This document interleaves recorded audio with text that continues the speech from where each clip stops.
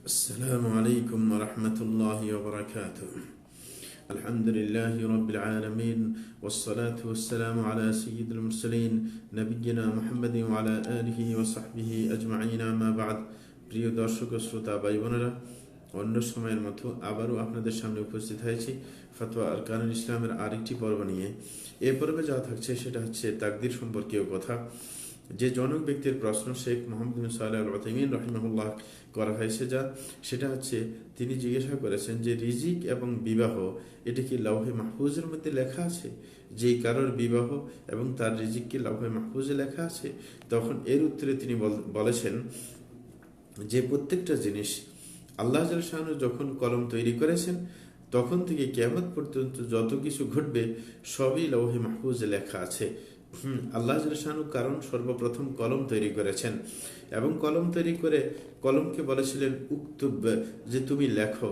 তখন কলম বলেছিল রব্বি ওয়া মাযা আকতুব, যে আমার প্রতিপালক আমি কি লিখব। যখন আল্লাহ জাল্লাহু শাআনু বলেছেন উক্তুব মা হুয়া কাইন, যে তুমি সব কিছু যা ঘটবে সব লিখে ফেলো। তখন ফাজারা ফি তিলকা সাআতি বিমা হুয়া কাইনুন ইলা ইয়াউমিল কিয়ামা, তখন কলমটি সেই সময় যা কিয়ামত পর্যন্ত ঘটবে সব কিছুই কলম লিখে ফেলেছে এবং শেষ পর্যন্ত লেখা শেষ হয়ে গেছে। তো এই যে সব কিছু যা ঘটবে দুনিয়ার বুকে সবই লেখা আছে, এই হাদিস থেকে আমরা এটাই বুঝতে পেরেছি। এবং রাসূল আকরাম সাল্লাল্লাহু আলাইহি ওয়াসাল্লাম থেকে আরেকটা হাদিসের মধ্যে এসেছে যে একটা সন্তান যখন তার মায়ের পেটে থাকে এবং তার বয়স যখন 4 মাস হয় মায়ের পেটের মধ্যে, তখন আল্লাহ জাল্লাহু শাআনু একজন ফেরেশতা পাঠান এবং এই ফেরেশতার কয়েকটা কাজ থাকে। এক নম্বরে সেই ফেরেশতা আসে, তার সেই মাংসপিণ্ডের মধ্যে সে রূহ ফুঁকিয়ে দেয়। দ্বিতীয় নম্বরে সে সেই সন্তানের রিজিক লিখে দেয়, তার মৃত্যু লিখে দেয় এবং তার আমল লিখে দেয় সে কি করবে সেটা।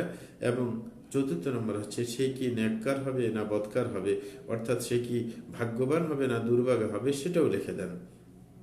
তাইলে ফেরেশতার এই 4টা কাজ, মায়ের পেটে যখন বয়স 4 মাস হবে তখনই আল্লাহ জাল্লাহু শাআনু ফেরেশতাকে এই সব কিছু লেখার অর্ডার দিয়ে দেন। এই ফেরেশতাকে এই সমস্ত 4টা কাজ করার অর্ডার দিয়ে দেন। তার মধ্যে আপনার লেখালেখির ব্যাপারটা আছে, রিজিক লিখে দেওয়ার, যেটা প্রশ্নের মধ্যে বলা হয়েছে। তাইলে আমরা এই দুটো হাদিস থেকে বুঝতে পারলাম যে রিজিকটা কিন্তু আপনার লিখিত, যা আল্লাহ লিখে রেখেছেন, কিন্তু এর পাশাপাশি আপনার কারণটাও লিখে ফেলেছেন।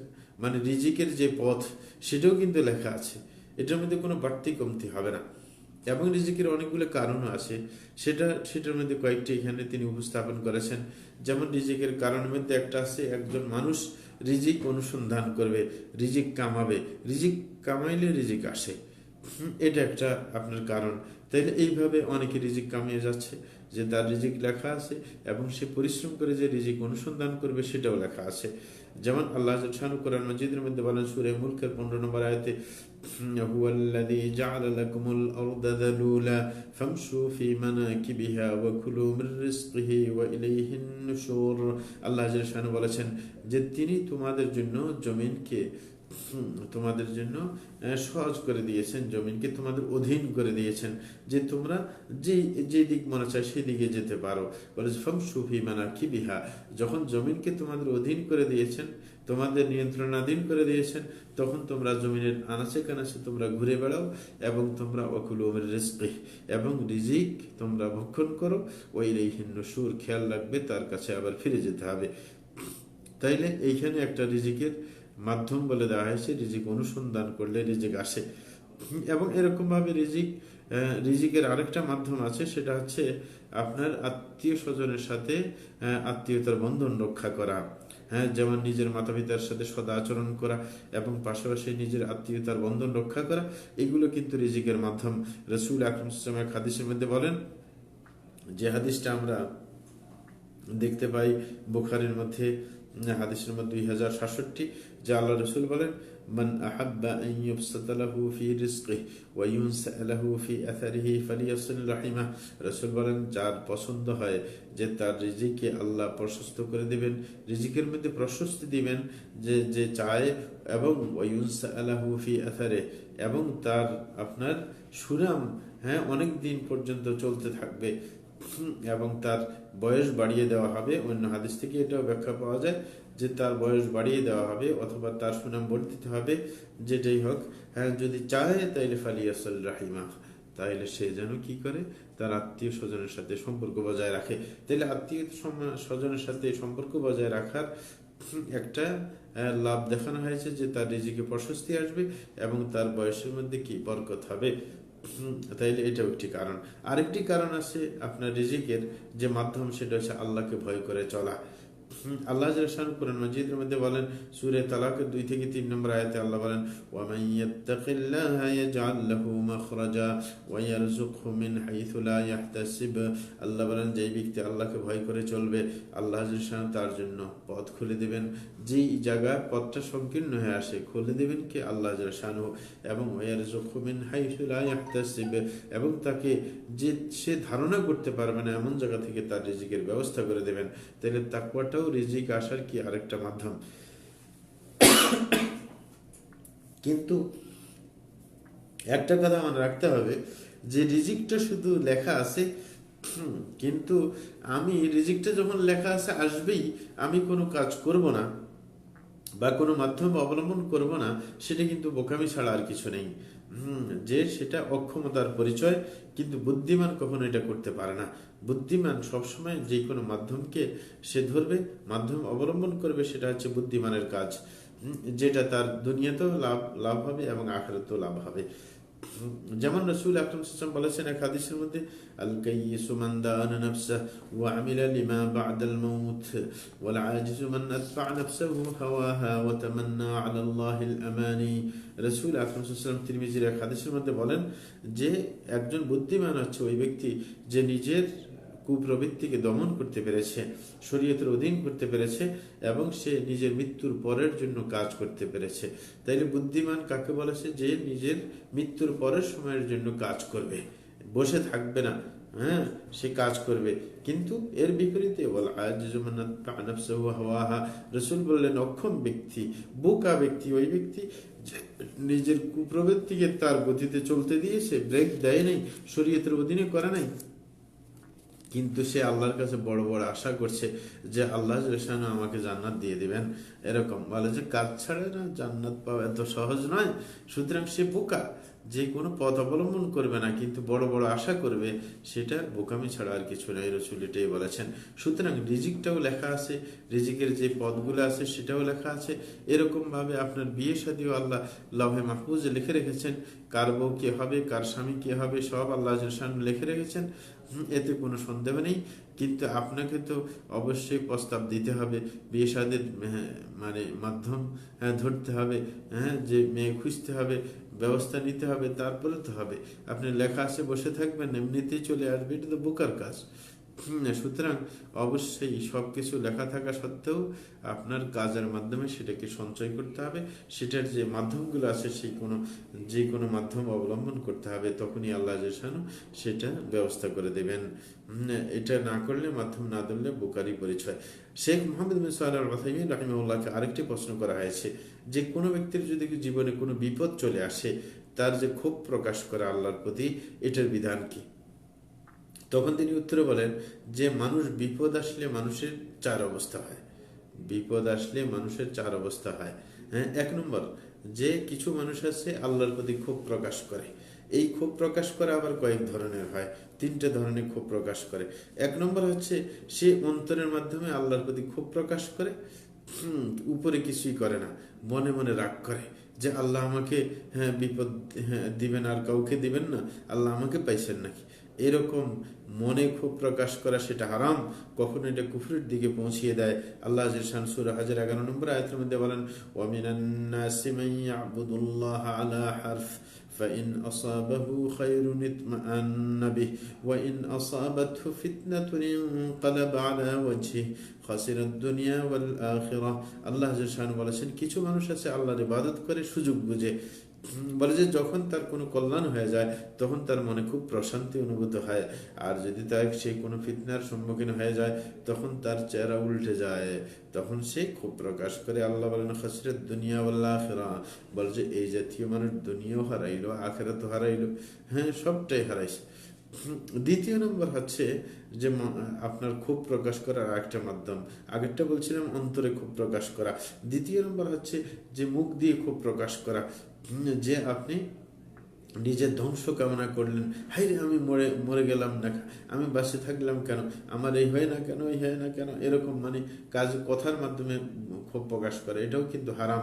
তৃতীয় নম্বর আরেকটা ক্ষোভ প্রকাশ করা অঙ্গ প্রত্যঙ্গের মাধ্যমে, যেমন একজনে আপনার নিজের চেহারার মধ্যে কি আঘাত করে হাত দিয়ে, অথবা নিজের জামা কাপড় ছিঁড়ে ফেলে, অথবা নিজের চুল ধরে টানা হেঁচড়া করে, এই জাতীয় যত কিছু আছে সেটাও ক্ষোভ প্রকাশ করার আরেকটা ধরন, সেটাও হারাম। তাইলে ক্ষোভ প্রকাশ করে আপনি মনে ক্ষোভ প্রকাশ করেন আল্লাহর প্রতি, অথবা নিজের মুখ দিয়ে করেন, অথবা হাত দিয়ে করেন, বা অন্য অঙ্গ প্রত্যঙ্গ দিয়ে করেন, সব কিন্তু হারাম। এটা আপনার যে ধৈর্য ধরা ওয়াজিব এর বিপরীত, কারণ একজন মুমিনকে বিপদ আসলে ধৈর্য ধরা বাধ্যতামূলক, সুতরাং এর বিপরীত হওয়ার কারণে এই সবগুলো হারাম। দ্বিতীয় নম্বর হচ্ছে ধৈর্য ধারণ করা, যেটা কবি বলছেন আস-সাবরু মিথলা ইসমিহি মুররুন মাযাকাতুহু ওয়ালাকিন আওয়াকিবুহু আহলা মিনাল আসালি। তিনি বলেন যে ধৈর্যটা হচ্ছে সবর, যেটা বলে যে তার নামের মতোই তার মজা নাই, তিতা। কেন্দা ফলকে সবর বলা হয়, বলে যে সেটা বলে যে তিতা নামের মতোই তার কাজ, কিন্তু লাকিন আওয়াকিবুহু আহলা মিনাল আসালি, কিন্তু তার পরিণতি কিন্তু আপনার মধুর চাইতে সুমিষ্ট। তাইলে ধৈর্য ধরতে পারলে কিন্তু ফল ভালো, কিন্তু ধৈর্য ধরতে হবে। সুতরাং একজন ব্যক্তি যিনি ধৈর্য ধরেন, ব্যাপারটা বিপদটা তার কাছে খুব কঠিন মনে হচ্ছে, সে চায় না যে এই বিপদে পড়ুক, কিন্তু তার ঈমান যে আছে, এই ঈমান তাকে বাধার সৃষ্টি করেছে, না খুব প্রকাশ করা যাবে না, বরং আমাকে আল্লাহর প্রতি বরং আমাকে বিপদে ধৈর্য ধরতে হবে, এরকম সে মনে করে। কিন্তু তার বিপদটা আসা না আসা তার কাছে সমান নয়, বরং বিপদ না আসাই সে চায়, কিন্তু তারপরেও বিপদ এসে যাওয়ার পর সে ধৈর্য ধারণ করে, কারণ তার ইমানে বাধা দেয় খুব প্রকাশ করার ব্যাপারটাকে, এই কারণে সে ধৈর্য ধরে। কারণ আল্লাহ জাল্লাহু আদেশ করেছেন ধৈর্য ধরার জন্য। সূরা আনফালের 46 নম্বর আয়াতে আল্লাহ বলেন, ওয়াসবিরু ইন্নাল্লাহা মা'আস সাবিরিন, যে তোমরা ধৈর্য ধারণ করো, কারণ আল্লাহ জাল্লাহু ধৈর্যশীলদের সাথে রয়েছেন। তাইলে ধৈর্য ধারণ করার আল্লাহর আদেশের কারণে সে ধৈর্য ধারণ করতেছে। তৃতীয় নম্বর আরেকটা মানুষের প্রকার বিপদ আসলে, সেটা হচ্ছে সে খুশি থাকে, যে বিপদ আসলে তারপরও সে খুশি, খুশি তার বিপদ আসা না আসা সবই তার কাছে সমান, আসলেও খুশি না আসলেও খুশি, অর্থাৎ তার বিপদ আসার কারণে এটা তার কোনো ভারী মনে ব্যথা পায়নি, কষ্ট পায়নি। এই অবস্থাটা হচ্ছে মুস্তাহাব, এরকম হওয়া বাধ্যতামূলক নয়, শরীয়তে বাধ্য করে নাই। যে হতেও পারে যে আপনার কষ্ট লাগতেও পারে, কিন্তু আপনি খুব প্রকাশ করবেন না, সেটা করতে কিন্তু আপনি বাধ্য। কিন্তু এই পর্যায়ে যে আপনি বিপদ আসলেও খুশি হবেন, এটা করতে বাধ্য নয়, কিন্তু করতে পারলে আপনি ভালো কাজ করলেন, উত্তম বান্দার পরিচয় দিলেন, আল্লাহর খাঁটি বান্দার পরিচয় দিলেন। এই দুইটার মধ্যে কিন্তু পার্থক্য আছে, অনেকে পার্থক্য নাও বুঝতে পারেন। প্রথম যে স্টেপটা বললাম, সেটার মধ্যে কিন্তু বিপদ আসলে আপনার কষ্ট লাগে ঠিকই, কিন্তু আপনি ক্ষোভ প্রকাশ করতেছেন না, ধৈর্য ধারণ করতেছেন। আর তৃতীয় পর্যায়ে, না বিপদ আসলে আপনার কোনো ব্যতিক্রম হয়নি, আপনি বিপদ আসছে তারপরও খুশি, বিপদ না আসলেও আপনি আপনার জীবনের উপর যেভাবে আল্লাহ চায় সেভাবে খুশি। তাইলে দুটোটার মধ্যে বেশ কম আছে না, প্রথমটার লোকটার কষ্ট লাগতেছে, আর দ্বিতীয় লোকের কষ্ট নাই, বিপদ আসার কারণে তার কষ্ট অনুভব হচ্ছে না। তাইলে এই হচ্ছে পার্থক্য। আর এই তৃতীয় পর্যায়টা কিন্তু বাধ্যতামূলক না, অনেকে মনে করবেন না এরকম হইতেই হবে, না হইলে হচ্ছে উত্তম বান্দার পরিচয়, না হইলে করার কিছু নেই। আর চতুর্থ নম্বর যেটা, সেটা আরো একটু উচ্চাঙ্গের, যে বিপদ আসলেও আপনি আল্লাহর কৃতজ্ঞতা আদায় করবেন, সেটা হচ্ছে সর্বোচ্চ অবস্থা, যেটা আম্বিয়া সিদ্দিকীনদের অবস্থা, যে তারা কি করে, বিপদ আসলেও কি আপনার আল্লাহর কৃতজ্ঞতা আদায় করে, কারণ তারা মনে করে যে এই বিপদ তাদের গুনাহ মাফের কারণ, অনেক সময় তাদের আপনার নিজের সওয়াব বৃদ্ধির কারণ, তারা মনে করে আল্লাহর কৃতজ্ঞতা আদায় করে, যে আল্লাহ বিপদ দিয়ে আমার হয়তো বা আপনি গুনাহ মাফ করে দিচ্ছেন, অথবা আমার কি সওয়াব বাড়িয়ে দিচ্ছেন, সেই জন্য তারা আল্লাহর কৃতজ্ঞতা আদায় করে। এটাও কিন্তু আপনার একবারে বাধ্যতামূলক নয় যে আপনার বিপদে কৃতজ্ঞতা আদায় করবেন আল্লাহর, কিন্তু এটা হচ্ছে সর্বোচ্চ পর্যায়ে, এতে করে মানুষের কি মর্যাদা আরো বাড়ে, সে আল্লাহর নিকটতম বান্দা হতে পারে। রাসূল আকরাম সাল্লাল্লাহু আলাইহি ওয়াসাল্লাম বলেন, যে মা মিন মুসিবাতিন তুসিবুল মুসলিমা ইল্লা কাফফারাল্লাহু বিহা আনহু হাত্তা শাওকাতু ইউশাকুহা। রাসূল বলেন, কোন মুসলমানের যদি কোনো বিপদ আসে তাইলে তার মাধ্যমে আল্লাহ তার সমস্ত গুনাহগুলো মাফ করে দেন। এমনকি কোনো কাঁটা যদি তার পায়ে বিঁধে যায় সেটার জন্যও তাকে তার গুনাহ মাফ করে দেওয়া হয়। তাইলে এই জাতীয় মানুষরা, আবারও বলছি, যে বিপদ আসলে মানুষের চার অবস্থা হয়। এক জাতীয় মানুষ আছে যারা ক্ষোভ প্রকাশ করে, এই ক্ষোভ প্রকাশ করা হারাম, চাই অন্তর দিয়ে ক্ষোভ প্রকাশ করুক অথবা মুখ দিয়ে অথবা অঙ্গ প্রত্যঙ্গ দিয়ে। দ্বিতীয় নম্বর হচ্ছে ধৈর্য ধারণ করা, সেটা কিন্তু বাধ্যতামূলক, ক্ষোভ প্রকাশ করা যাবে না, কারণ আল্লাহ ধৈর্য ধারণ করতে বলেছেন, তাইলে সেটা করতেই হবে।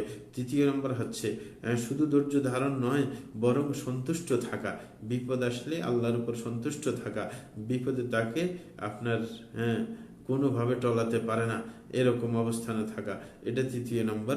চতুর্থ নম্বর হচ্ছে যে বিপদ আসলে শুধু সন্তুষ্টি না, বরং আল্লাহর কৃতজ্ঞতা আদায় করা, যে আল্লাহ এই বিপদের মাধ্যমে তার গুনাহ মাফ করে দেবেন এবং এর মাধ্যমে তার মর্যাদার উন্নতি হবে, তার সওয়াব বেড়ে যাবে, এই মনে করে সে কি করে, আল্লাহর কৃতজ্ঞতা আদায় করে। সুতরাং আল্লাহর কাছে আমরা আবেদন করব যে আল্লাহ যেন যেই কোনো বিপদ আপদে আমাদেরকে যেন আল্লাহর উপর সন্তুষ্ট থাকা এবং তার কৃতজ্ঞতা আদায় করার তৌফিক দান করুন, কমপক্ষে ধৈর্য ধারণ করার তৌফিক দান করুন। সে আবেদন রেখে এই পর্বে এখানেই শেষ করছি। ওয়া সাল্লাল্লাহু আলা নবিয়িনা মুহাম্মদ ওয়া আলা আলিহি ওয়া সাহবিহি আজমাইন।